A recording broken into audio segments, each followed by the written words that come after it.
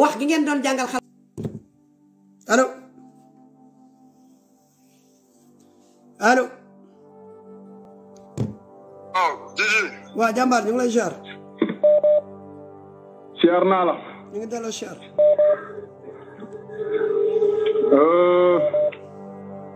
ma ñëw ci suñu paa yi. ñu ngi lay déglu. xam nga kii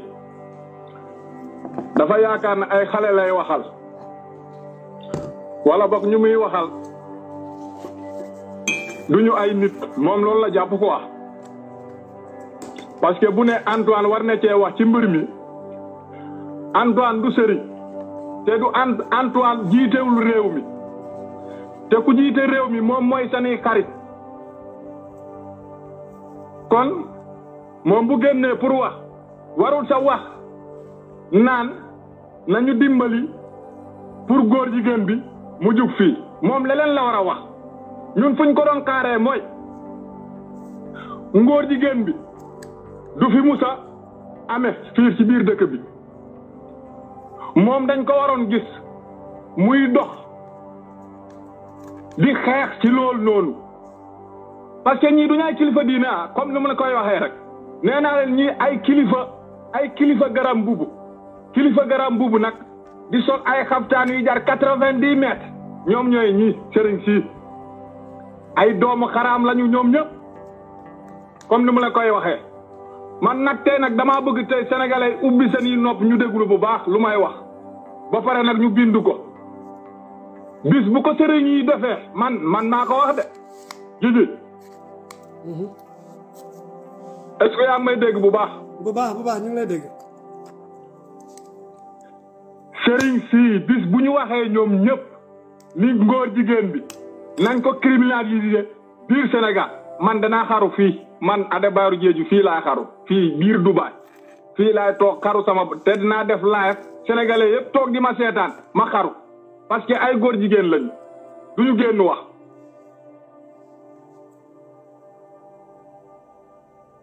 est-ce que nag may dégg bu baax. bu baax ñu ngi lay dégg. lii ñoom war ñu toog sa ba heure bi ñuy naan sëriñ sii wax leen keroog bu ñu déggee ni affaire góor jigéen ci biir Sénégal jour boobu la ñu waroon jóg yor seen yi yat ne taalibe aca topp leen suñu ginnaaw ñu dem assemblée ñu dem laaj ñii lan moo tax ñu ne dañ fiy indi affaire góor jigéen xam nga sànq yaa ngi tegg vidéo Yaya Jammeh waa ji lii moo tax ma gëm ko waa ji bu muy yor réew mi kenn yabu ko des fois damay dégg ni ñuy nar Yaya Jammeh dictature la non dafa gëm boppam bëgg dëkk bi képp ku bëgg a dof lu ci biir réew mi mu teg la sa place loolu mooy loolu njiiti réew noonu lay doxal Yaya Jammeh keroog buñ fa waxee waxu góor jigéen ci biir Gambie mooy leen nañ ñëw na tubaab yi ñëw ba fii wax ma ko man Yaya Jammeh di ngeen xam ne man jullit laa pire gëm alquran bi gëm yàlla gëm yeneen bi kenn du fi indi yëfu góor jigéen te góor jigéen bu may gis fii Yaya Jammeh yow moom pare nga yow say wax moom kenn dootu ko wax nitu diine noonu lay dox nitu diine lii lay wax comme lu Yaya Jammeh wax ñoom ci la ñu waroon wax ñoom ñii kaddu Yaya Jammeh moo waroon doon seen i kaddu wasalaam ma yemale fii ñeneen ñi mun a dugg. jaajëf. waa gars yi ku dugg rek nga def 2 minutes 2 minutes 2 minutes allo Guigui. waa jàmbaar. Guigui jàppal rek nag te nga décourage quoi parce que xam naa ne sa xol taw ni ndax da nga gis maire bi xam nga yow nag lii da nga vidéo yi da nga koy bàyyi di wane quoi parce que da ngay bokk si li nga xam ni boo ko gisee sa live day yàqu quoi. non ñoom laay wax parce que xol bi nga yor moo ñoom il faut que ñu koy gis ñoom. non man xamante nañ waaye man sama xamante nañ su man yaruma la dara boo gisee tey nga tekkaaral yëpp li nga gis maire bi bu añee du reer bu réeree du ndékki ba pare yor njaboot moom moo la def nii mais loolu Sénégal du fa jeex li ngay xeex nii bis bu yàlla defee tey mu sotti Sénégal bu nekk dañ ci gis sa bopp mais ñun dañoo tàmmal que ni fileeg nit mu ngi denc añ ak reer wala mu denc wala mu reer leer ko ni bu subaa dina ndékki jàpp na ne mu ngi ci jàmm te loolu nekkuñu ci jàmm loolu ngay xeex moom la keneen ak keneen di xeex bu ñu gisee ñu naan nañ wax ci pétrole beeg gaz nañ wax ci jële bi góor jigéen ak leneen ak leneen mais loolu mooy tax mais ba léegi Sénégal comprendre nañu lan mooy jàmm ñoom pour ñoom fileeg ni dégguñu bal yu tàkk rek nekk ñu ngi ci jàmm mais lii nekk am Sénégal du jàmm yow nga juddu toll ni sa bàyyi toll te mënoo denc 100 francs loolu bu jàmm loolu dund gu dee gën la te baa yi ngay gis ni yëpp tey koo ci dem kër sëriñ boo ci dem di nga fekk mag mu mag sama baay wala mag mu mag ka fa nekk xale mag mu ko mag nekk ci buntu bi toog di xaar ñu tibbal ko ci bool bi sëriñ bi doon lekkee mu ñu ne day barkeel bu ñu paree jël 2000 francs wala 3000 francs jox ko ñu ne loolu mooy jàmm te baa boobu toog foofu ci buntu néegu sëriñ bi di xaar ñu tibbal ko ci ndabal sëriñ bi mu ne day barkeelu ba pare war ko jox 30 000 francs wala 15 000 francs mu yóbbaale baayam bayal na maamu sëriñ bi ba dee léegi loolu ba kañ ki nga bayal 30 ans foo ko liggéey yàlla jox la loo suturloo foo gëmmee 30 ans yoo xam ne loo liggéey def ko ci sa bopp yàlla jox la loo suturloo na nit ñi yeewu encore une fois na nit ñi yeewu dama lay encourager encore une fois parce que li tooyal sa xol bi yëpp mooy vidéo bi nga gis ni loolu rek mooy wane que ni gigi bi ngeen gis ci écran ak gigi ni xol bi mel c'est xolu or nga yor yàlla na la yàlla fay lii ngay wax ni nag tey bu yàlla dogaloon tey nga kaalaw wala nga yor mbaxtuuma wala nga yor ay kurus di ko wax ñu ne ci diine ju bees lay woote mais yàlla mi nga xam ne kenn dara tawu ko moom moo leen indil kii ak ay rasami tilim bu liggéeyee dóor yi ay marto bu wàcc ñëwaat jël lépp lu ko marto yi delloo mu delloo ko sëriñ seeg sénégalais yàlla la yàlla fay du courage mon frère. jaajëf jàmbar.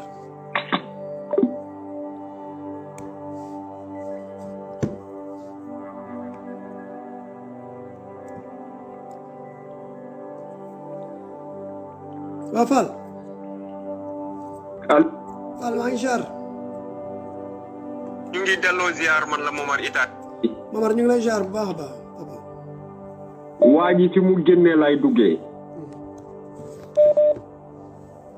keroog li ma doon wax naan activiste yi xool. 3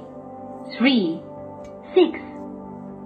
jàmbaar boo leen wootee direct rek da ngeen di dagg nekk ci WhatsApp. jullit nga gor nga sa xol tooy na ndax kenn bëggul sa yaay di jooy kenn bëggul yaayu keneen di jooy ndax coono àdduna. di la sant bu baax di la gërëm ndax xol bu rafet yàlla moo koy def ci doomu aadama yàlla mooy xar xolu jaam ñi ba gaañi yor yenn melokaan yi mais du ci gaañi di la ko sante bu baax di la ko gërëmee mais damay jógee foofu dellu ci li nga xamante ni foofu nga introduire sànq ndax introduction bu am solo nga def ma gaaw pour sama 2 minutes yi nga xam ne ni moom nga maye ndax introduction boobu wane na liberté d'expression boobu noonu man tey dama ci ñëw dellu suwaat ci bëggoon naa ko mais bëgguma woon a def hors sujet pour di wax ci yéen activistes yi gi tey yow bu la neexoon doo def ay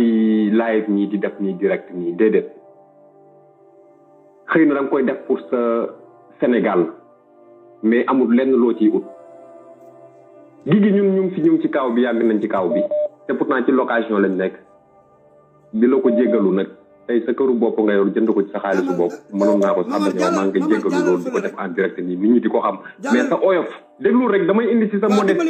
sa modeste boo toogee sol sa mbubb yi di fëggatu di def say geste di def say langage corporel non déglu ma rek di def ay langage corporel wàccee sa bopp suufe trop ba nit ñi di dugg di saaga ci sa live di la saaga yow te ñooñu di lay saaga doo seen moroom ndax fa nga toll sa statut mayu la woon sax ngay sëqanteeg nit ñooñu ba ñu yegg ci yow ba war laa mën a saaga di la ko sante bu baax di la ko gërëmee ma jéggi foofu noonu ci point boobu noonu dama ne yéen activistes yi ku ci amul xol bu rafet mënoo ko nit ñi nañu bàyyi di jéem a xamb ci seen diggante yéen bu ñuy commentaire nañ ñuy xool li ñuy commentaire ndax bataille bi lenn la benn Sénégal moo am ñaari Sénégal amul ñetti Sénégal amul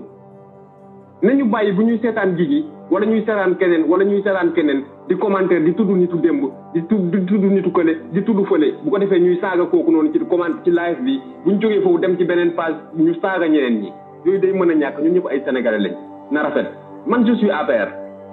te sama frère nga dama lay woo di la déglu ndax li ngay dégager dafa am solo ndax nit ku nekk am na ay dëggam li ngay wax des fois ma jël ci jàngat ci xam ne li ngay wax ni dëgg la des fois ma dem seetaan peneen xam ne fii li ñuy wax dëgg la ñun nañu doxee noonu canaliser débat bi ci suñu xeex mooy suñu Sénégal jëm kanam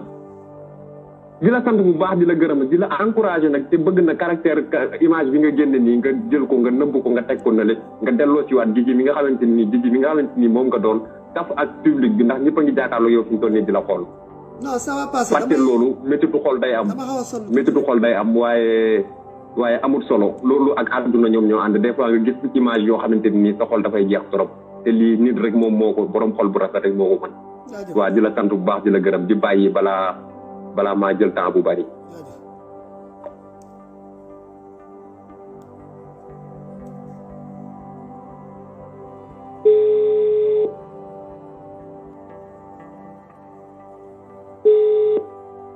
jaajëf Fall allo Jiji salaamaaleykum yaa ngi ci biir allo oui allo Jiji waaw bul ma danga mu maa yaa ngi si jàmm waaw sant yaa ngi ci biir ok Jiji man dama bëggoon a participer ci ñaari affaire rek ayca ñu ngi lay déglu man li ma bëggoon a laaj mooy sénégalais yi lan la ñuy xaar man loolu laa bëgg a xam quoi lan la ñuy xaar quoi ndax dañoo doyalul ndax sonnuñu man loolu rek laa bëggoon a xam quoi sénégalais doom dafa bëgg a tàmm rek nekk ci ginnaaw di xaar pour ñu yëkkati ko xaar ku jiitu ñu topp ci ginnaaw c'est que dafa jot ñu wax ko quoi dafa jot révolution jot wala ñu tëj lépp ñun suñu biir ñu reyante fóot suñu biir ba pare ji nga français yi ñuy wax ñi yëpp bàyyi bu ñu jógee bu ñuy defar seen lii dafa yàgg de bàyyi dañoo yàgg tabax de dafa jot ñu jóg yàq moo gën a gaaw dafa jot ñu jóg yàq pour defaraat man loolu rek laa amoon lu may participer Jiji merci. jaajëf.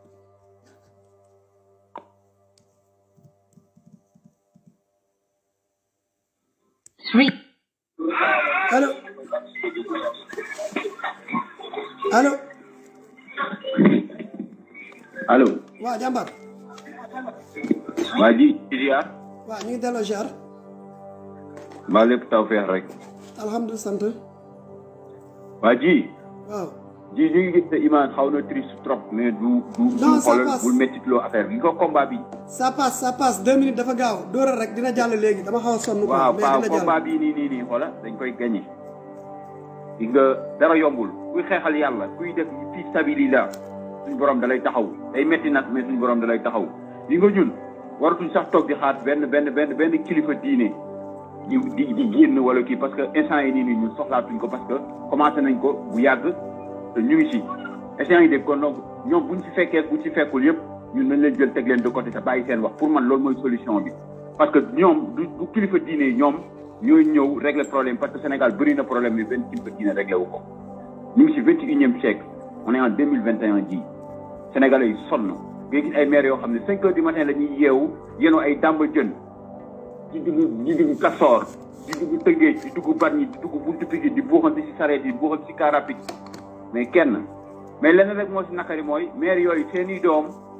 ñooy tamit dóori marto comme benn gain duñ ko jëlee marto yooyu yëpp ko dóoree ñu fayee ci benn 3000 francs ñu jël ko dem jox ko benn sëriñ boo xam ne dafa toog si doon kaas yi nga yaakaar ni sëriñ boobu dina la xeexal benn sëriñ génnul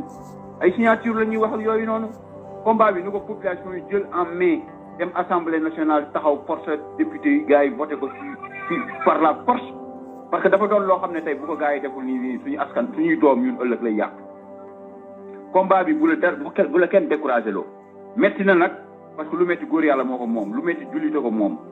continuer ko bul bàyyi gars yi ñu ngi lay soutenir fépp waaw ñi nekk ci diaspora bi ak ñun ñi nekk ci diaspora bi ñi nekk Sénégal gars yëpp ngay soutenir ci boor yëpp kon donc mëneel combat bi rek ñu continuer bul ma def ñi saaga bu leen faale allo yaa may dégg saaga mooy ñi nga xam ne allo yaa may dégg ñoo ànd ak góor jigéen ñi yaa may dégg maa lay dégg bu baax waaw nañ bàyyi moowu soutenir moomu ma ko de ñun ñëpp a war a wax gis nga internet bi internetu borom daraja yi la internet bi normalement ab baadoola waruñu ko see xas borom daraja yi ñoo moom uniquement internet bi seen karawaas la parce que ba ñu dalee dund dafa yàgg li nekk Sénégal ñu war ko lijjanti wuñ ko kenn du leen bàyyi épargne leen teg leen de côté faw ñu jox leen seen mais àdduna mënoo fee nekk ba dem ñun ñu consommer lu wexxat lépp ñoom ñu consommer suukar bu mokk rumbux lekk dem yomal xiyaam ñu gën ñoo bëgg a jàllale ca kaw xamuñu lu fa ne mais fii nañ leen jox consommation ñu xam ne lii ñoom si lu ñu war a taxaw la waaw mais ji. voilà est-ce que yow ni ngay gisee ni koy analyser nii est-ce que ñoom yenn sénégalais yi noonu lañ koy analyser. c'est ça le problème. mais ñoom tamit ñi dul analyser gis nga borom xel yu nagam yi ak ñi joxe seen xel yi internet bi c'est fait uniquement pour eux parce que damay wax. non ñooñu li nga loolu moom dëgg la dañuy wax ak ñoom il faut ngay wax ak ñoom mais c'est-à-dire dama ne la du ñu wax toog wax ak ñoom ba pare toog di xaar c'est-à-dire dañu continuer combat bi ni ko yenn sénégalais yi porté sérieux yi jox ko li ci war comme yow ni nga koy defee keneen ak keneen di ko defee noonu loolu laa wax ñi nekk Sénégal ñi nekk fi di ko kii mais boo yi nga xam ne ils ont rien compris ñoom ils préfèrent dem làqatu ci benn gain boo xam ne dafa sol nga di grand boubam toog ci nga di fauteuil ñoom ñu toog ci suuf nan ko est-ce que xam nga yaa fi nekk ñoom seen problème la mais lii nañ ko def parce que xam la moo tax jaajëf mat na 3 minutes yi dafa am suñu borom lu gars yi ku dugg nga def 3 minutes rek boo defee 3 minutes rek après ñu jàll feneen ñu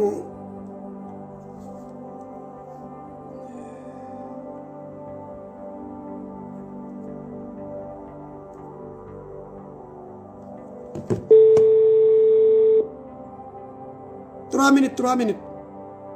d'habitude góor 2 minutes la jigéen 5 minutes wala xabaabal allo. waaw Djidji ñu ngi ziar. waaw ñu ngi ziar.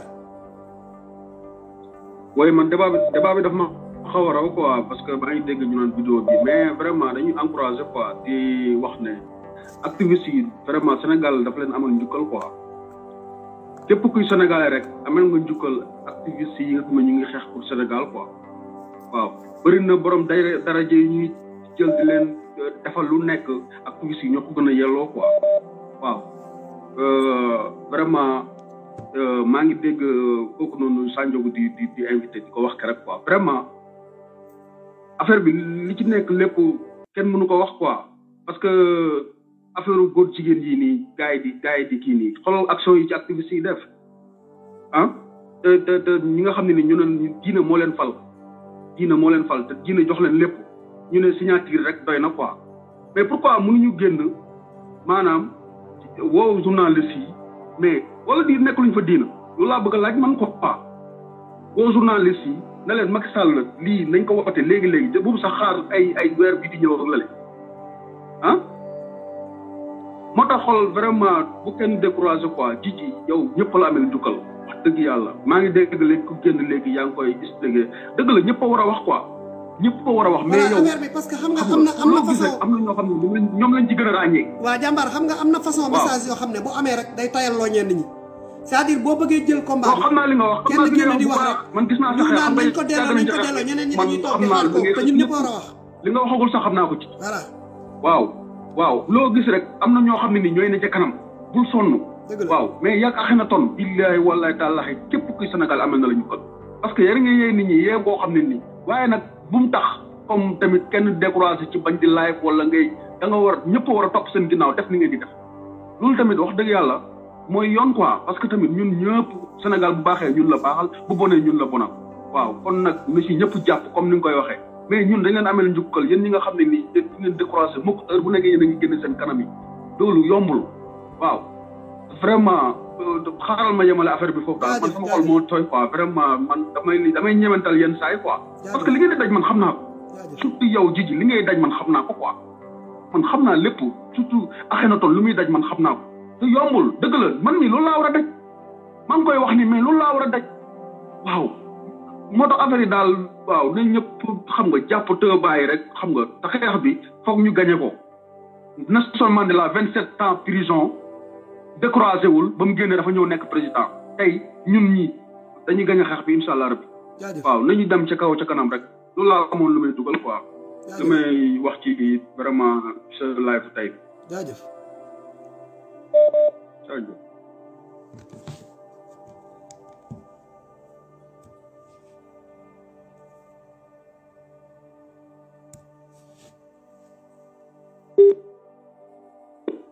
3, 3, 6. allo. allo Djidji. waaw papa del jaare par WhatsApp quoi da ngay dagg ki nekk ci WhatsApp bi. allo. allo oui. allo Djidji. oui. oui yaa ngi ci jàmm. waaw alhamdulilah. waaw damaa bëgg a participer tuuti quoi dama la bëggoon benn quoi mooy maanaam amoon na benn documentaire bu France TV5 defoon il y a quelques années de cela. ci wàllum maanaam mag Touba bi. xaw ma ndax gis ngeen vidéo boobu. Serigne Kara amoon na benn wax bi mu waxoon quoi Touba bi dañ ko laaj. yow booy yi nekk Paris ak ñi nekk Angleterre ñi nekk États-Unis xaalis bi ñu lay indi loo koy doyee xam nga ban tontu la leen tontu damaa bëgg ngeen xool ci vidéo boobu daf leen ne man daal xaalis bi ñu may jox soxna su rafet lay takk ak kër gu rafet ak oto yu rafet man mun ma comprendre nit ki wax loolu ba pare yéen nga koy topp ay années ba am 40 ans doo xam li ngay jëfandiku ci kii boobu ngay topp waajooju waaju mel noonu man comprendre ma quoi vraiment là ça me fait très mal quoi man damaa xamul sénégalais nan la ñuy réfléchir di topp benn nit ki des années muy wax yu mel noonu quoi loolu laa amoon pour indi quoi. jaajëf. allo. jaajëf ñu ngi lay dégg nañ la.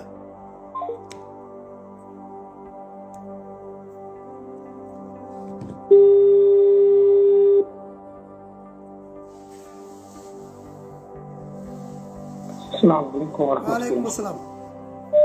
allo. waa jàmbaar imam ñu ngi lay ziar. waaye maa ngi delloo ziar bu baax a baax a baax maa ngi lay sant di la gërëm bu baax a baax a baax ci taxawaay bi am fulla bi nga taxawoo ak xeex bi ngay xeex ñun ñëpp ñu lay déglu di la bàyyi xel bu baax a baax a baax a baax di nuyu mbokk yëpp di la encouragé bu baax a baax a baax que fu ma toll dama lay ñaanal bu baax a baax a baax a baax ci li ngay def parce que xam naa ne yombul xam nga lu nekk di nga ko ci dégg lu nekk di nga ko ci wax xam nga ak ñun ñii nga xam ne ñoo nekk Sénégal di dund loo xam ne metti na foo laal rek day metti nga boole ko bëgg a wax ak li nga xam ne moo nekk ci réew ñun ñii ñëpp tënkuñu nga xam ne man nañu jiitu na suñu juddu ñu koy xeex mooy li nga xam ne mooy mafia politique maraboutique nga xam ne dañ koy xeex mais nag du yomb parce que damay wax sax ne jamono yonent bi sallallahu alayhi wasallam yonent bi sallallahu alayhi wasallam ba muy dem xeex am na ci ñoo xam ne ci yoon bi dañoo taxawee na na ñoom bokkatuñu mooy naafeq yi moo tax ma bëgg la wax ne la du yomb mais incha allahu lépp dina leer te lépp mi ci kanam kon maa ngi lay sant di la gërëm bu baax a baax a baax a baax.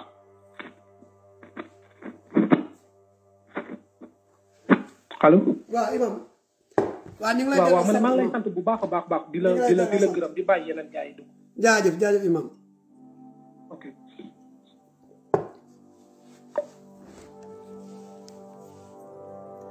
gars yi ku dugg rek boo defee 2 minutes rek dina baax incha allah.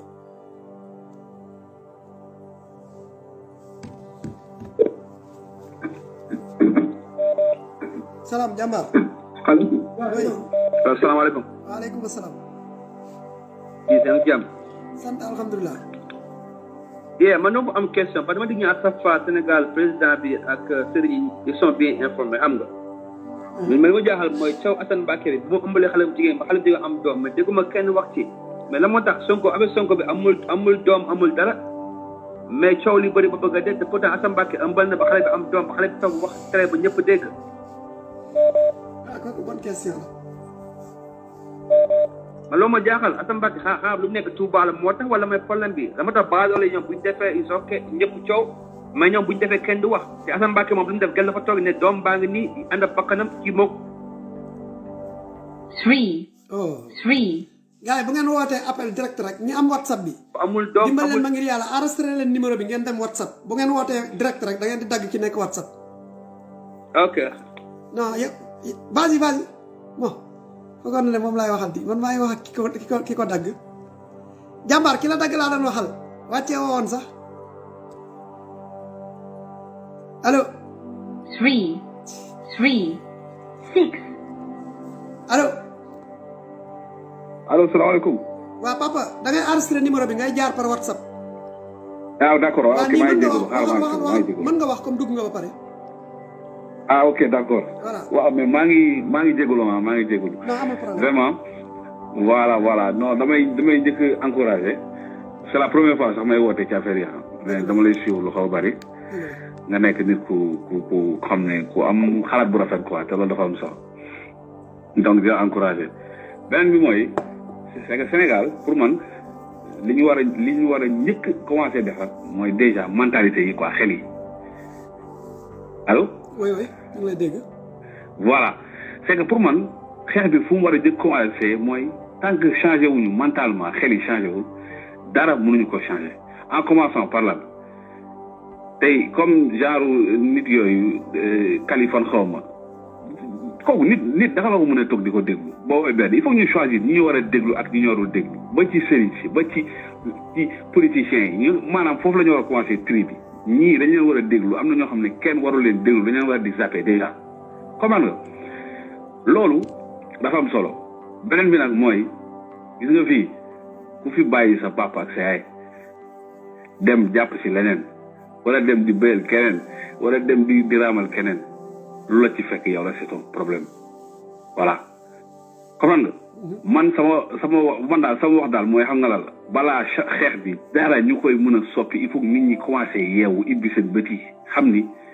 yàlla moo fi ne yonent bi sallallahu alayhi wasallam waajur yi dafa am solo loolu dafa am solo ba pare nit ñi voilà defar seen xel yi quoi voilà maa ngi jégalu nag quoi loolu rek laa amoon lu may bëgg wax. jaajëf voilà maa ngi jégalu jaajëf. Isaac. merci beaucoup. Isaac Badji, le numéro est épinglé en bas, tout à fait en bas. J'ai épinglé le numéro, je ne sais pas si vous l'avez vu ou pas. 0033 641 02 15 04.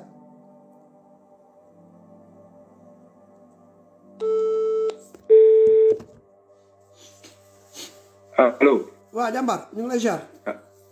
waaw Djily. waaw. waaye man dama bëggoon def benn intervention ba ndaw si tu permets. ah ci yaa ngi si biir. Allô. Oui, on t'écoute. Ouais, d'accord. En fait, déjà, c'est un combat. Je suis rapide. Mais ce que je veux dire, moi, que pour nous, au Sénégal, avant de s'occuper de la sexualité des gens, il faut bien d'abord qu'on s'occupe déjà, nous manger à leur faim déjà. Parce que, en fait, à la base de tout ça, moi, je pense que éducation est là. Pas boo xam ne mënul amul baat ci këram mënul éduquer doomam yi kooku même s'il y a la loi d'or booy xam nga mën nañu def lu neex quoi. Tu vas au Sénégal les gens ne commencent pas à le faire pas yi amuñu borom kër boo xam ne amoo baat sa jabar tu ne peux pas les éduquer mais kooku loi bi mu ci mun les gens au Sénégal tout le monde se vend parce que amuñu ñuy lekk avant de s'occuper de la sexualité des gens donnez-leur d'abord à manger dañu waxante dëgg. Le Sénégal, aujourd'hui, jusqu'à présent, on ne peut pas lutter contre la corruption. Question de tant que régler une question de corruption, le d'arrêt avancé. Corruption d'abord, corruption pour régler, nous pouvons contrôler déjà. État de bouille d'or. Nous pouvons en fait, nous pas, je veux dire, nous pouvons liguer. Pour amener liguer, am soutro, nous pouvons éduquer sa dame. Pour amener bat sa galé, nous pouvons éduquer sa dame. Loi bi sax tu n'as même pas besoin que xam nga dehors mu am ay loi boo xam ne day organisé et puis loi d'homosexualité boo demee dans des pays yoo xam ne dafa interdit foofu par exemple en Arabie Saoudite c'est basé sur la religion déjà basé sur la religion après démocratie ne veut pas dire 2 minutes mat na mbokk bon ok mais loolu laa bëggoon wax quoi déjà en fait gars yi ñu mun am lu ñuy dund déjà mun a éduquer seen doom après ñu s'occupera de la sexualité des gens jaajëf jërëjëf jaajëf